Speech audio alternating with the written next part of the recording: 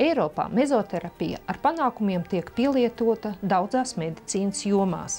Pēdējā laikā tā ir pieejama arī Latvijas klīnikās. Viena no vecākajām ārstēšanas metodēm antīkajā Grieķijā bija injekcijas ar kaktus adatu locītavu sāpju mazināšanai. Mūsdienu medicīna, pamatojoties uz senām zināšanām un jaunākajām metodikām, izmanto īpašu mezoterapijas ārstēšanas paņēmienu. Šī metode jau ir iekarojusi Ameriku, Franciju, Spāniju un Vāciju. Tagad to praktizē arī Latvijā.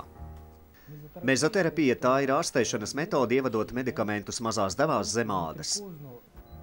Mezoterapija ir lielisks paņēmiens ārstējot asinsvadu saslimšanas, migrēnu, otītu, venozās čūlas, ginekoloģiskās un uroloģiskās problēmas. Šis paņēmiens ļauj aktīvi ietekmēt gan vietējo, gan vispārējo cilvēku imunitāti. Bez tam mezoterapija tiek uzskatīta par vienu no efektīvākajiem neķirurģiskajiem sejas un ķermeņa atjaunošanas līdzekļiem. Mezoterapija ļauj iziet caur ādas bazālo slāni. Mēs ievadām zāles tur, kur smēres un krēmi nenokļūst. Izmantojot vielu kapsulas vai tabletes, tās nokļūst kuņģa zārnu traktā, tiek pakļautas izmaiņām un paredzētajā mērķī var arī nenokļūt mums nepieciešamais.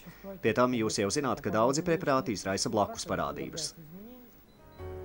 Mezoterapija ir gandrīz bez sāpēm, jo tiek izmantotas īpašas īsas, tikai 4 mm garas adatas. Parasti nepieciešamas 6 procedūras, kas tiek veiktas ar nedēļas intervālu.